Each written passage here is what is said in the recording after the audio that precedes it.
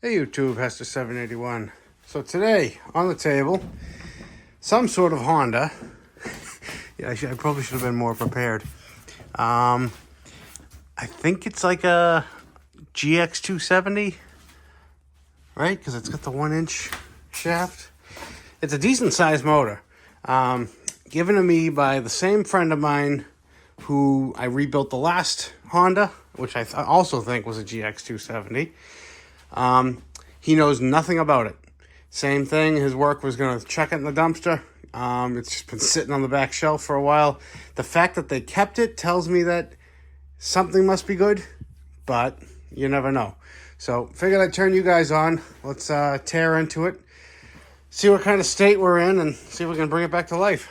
Figure as good a place as any to start is the fuel. Now, I have had this motor sitting on my outside table for I want to say the better part of this year.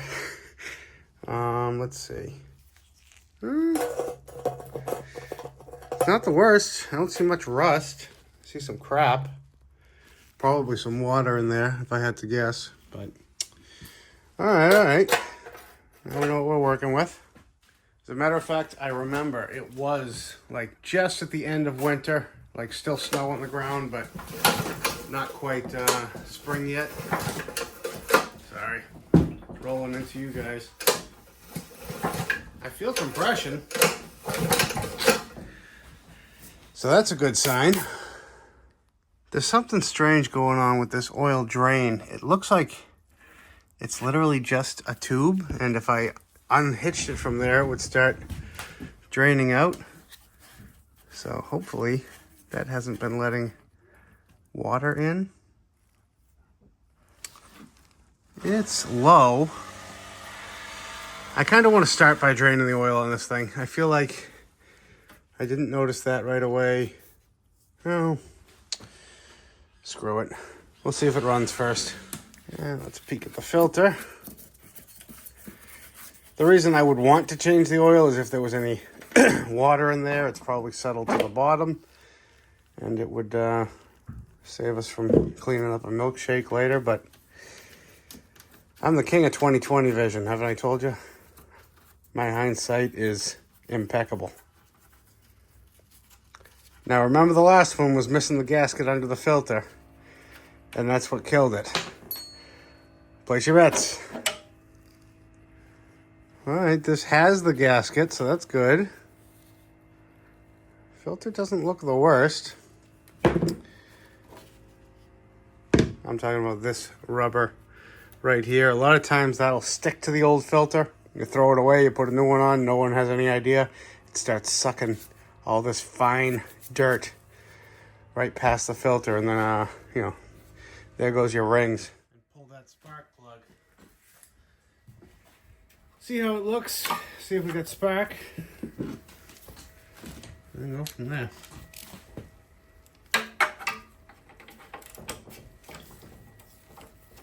Wasn't in there that tight. Not that that's always a indicator of things to come, but certainly can be. These plugs fit in here so damn tight. The socket is literally, it can't come out now. So let me wind this out. And now you get to see that trick I've told you guys about. Put a piece of fuel line on the spark plug and go over the porcelain, or you can go over just the tip. And oh boy, there's like chunks on here.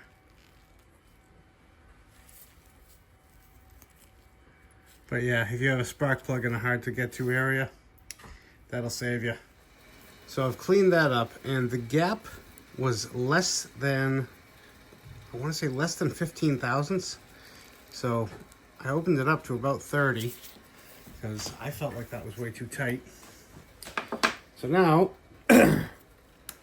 let's see if she sparks. Let me zoom you in. All right, you're gonna be looking right there. Kill the lights. Place your bets. And we got spark. You know what that means. Alright, I got the kill switch on. Throttle is a little less than full. Let's squirt some fuel down the gullet and give her a pull.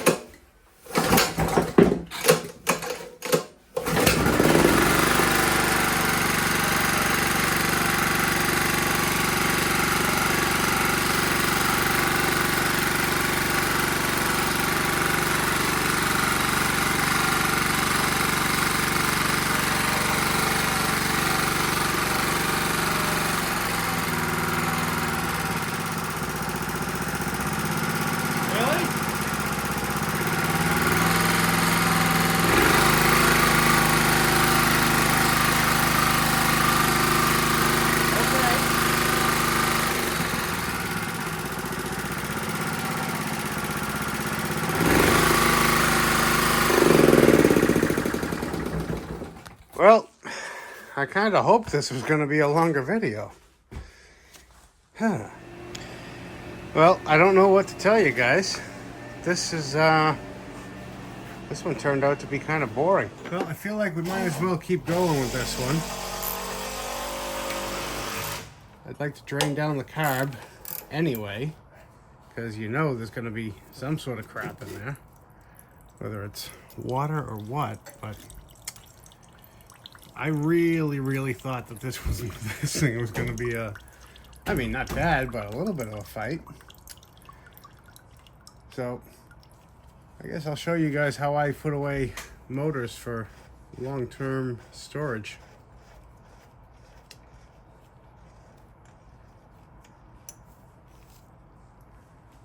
Alright, that bowl nut's pretty clean. I mean, we know this isn't going to be terrible.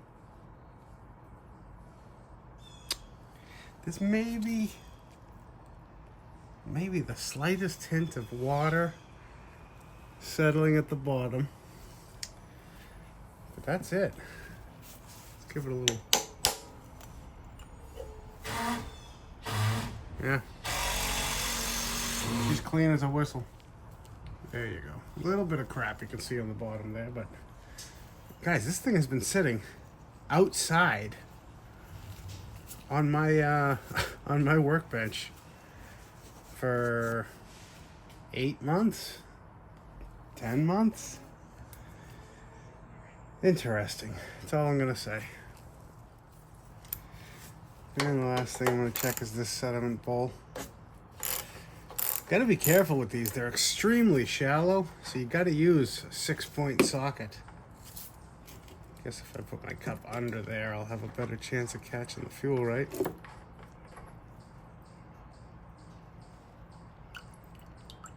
Oh yeah. So there was a little bit of scuzz and crap in there. It's almost like a sediment. I think this thing was around cement work, if I'm not mistaken. So glad I dropped that. I'm just gonna kind of let this drain out a little more. I got most of the fuel drained out. Now there's just a little bit of crap left in the bottom.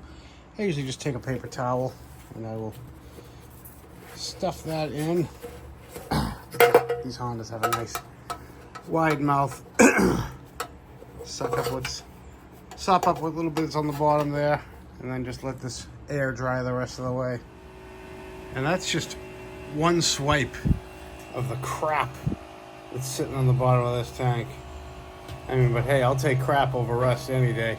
So on a side note, out of curiosity, I took a paper towel and I wiped the inside of the intake snorkel, and yeah, it was a nice fine grit in there. I'm still in the process of cleaning it out, but you can see that's all crap I pulled out of there. So maybe this hasn't led the cleanest lifestyle, but you can't argue with the cleanliness of that tank. So that about wraps up the fuel system. Last thing I do is I take a little bit of WD-40 and just spray down the tank liberally.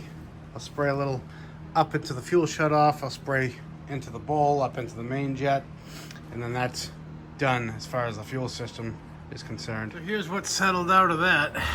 Look at all the crap on the bottom, and there is a little bit of water in there. But whatever that fine powder is, I wonder if that was causing any issues. This is the rest of what came out of the tank, which it's definitely old, but that'll still burn, obviously. All right, one last thing I want to do. I just want to check these valves. I have no idea the runtime on this motor or what it has done for work.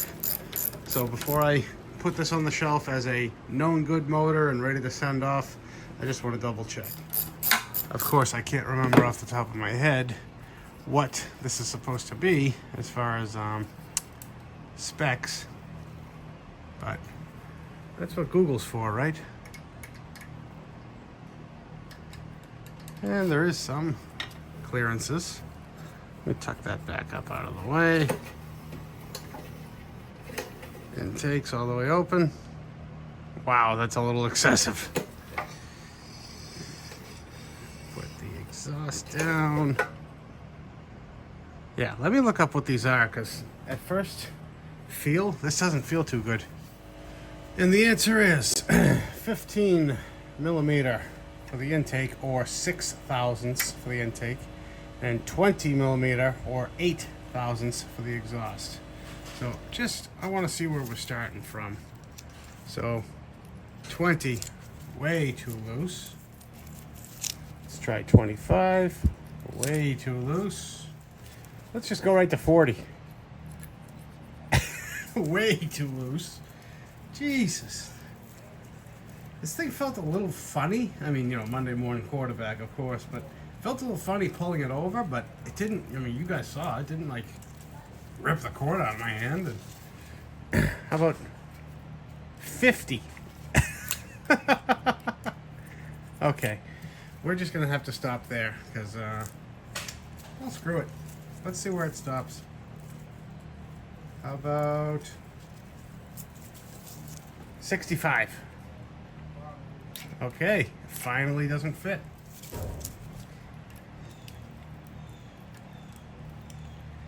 All right, this is 55, and I finally have just a bit of drag. So, way out of whack. Let's see the exhaust since we're at it. Get the intake. Oh, I missed it. All right, intake's open. All right, the exhaust is bigger than 55. Are these supposed to have caps on these? No, I don't think so. But I am going to look up. So underneath these rocker arms, there are little keepers. I don't want to call them keepers because they're not keeping anything. But it's a little cap that goes on the stem of the valve.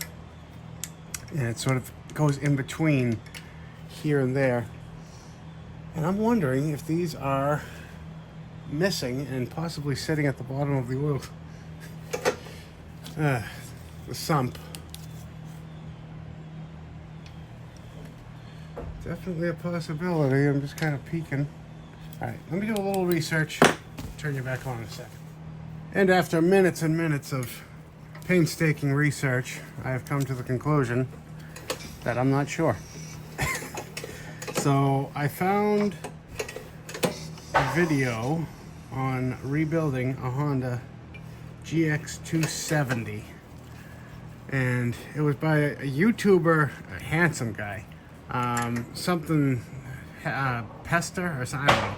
Anyway, in that video there were no valve lash caps, is what I believe they're called. And yeah, that's like the only information I have to go off of.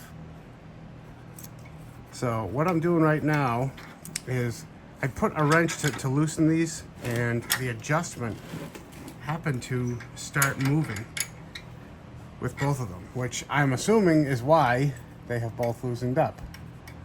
But luckily for me, that means I can sneak right up on this valve adjustment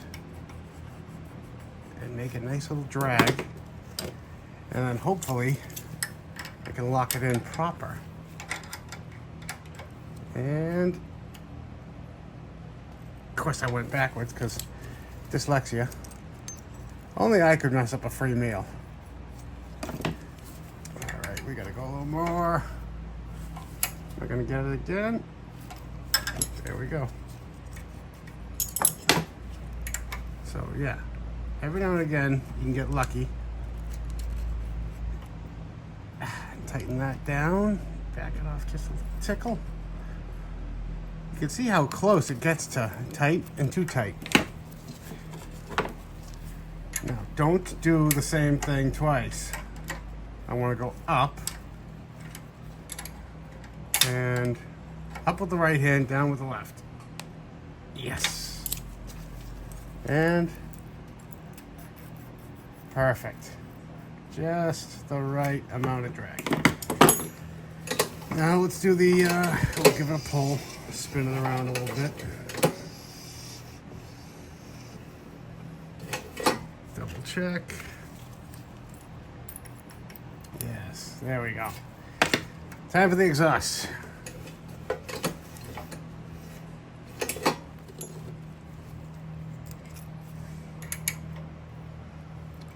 I actually had to wind these things in. I mean, look at this. This is a decent amount to be that loose, so I'm very surprised this thing ran as nicely as it did. The aggravating part is that I've already taken the fuel out of it. So, I suppose I can bottle feed it just a little bit so we can hear it. But just a little bit more. There we go. Nice amount of drag. What are your thoughts? If I don't hear this thing run before I put it away, it's going to be on my mind. Yeah.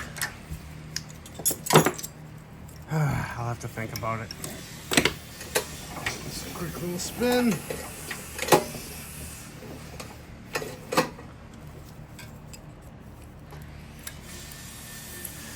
And now it's too tight. Turn you back on in a second. You know the game. Okay, so since I've gotten this to a point where it's ready to be put away, I don't want to put fuel in here. I could take this fuel line off and try to, feed it to the car, but I'm going to try to see if I can get it run just for a minute or two, just off of bottle feeding. So let's see what happens.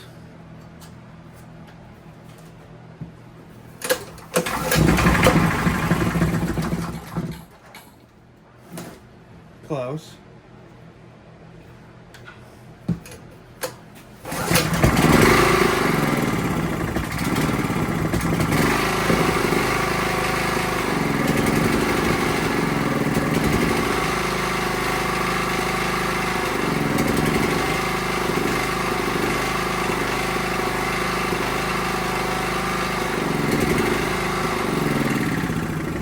Well, that sounds fantastic.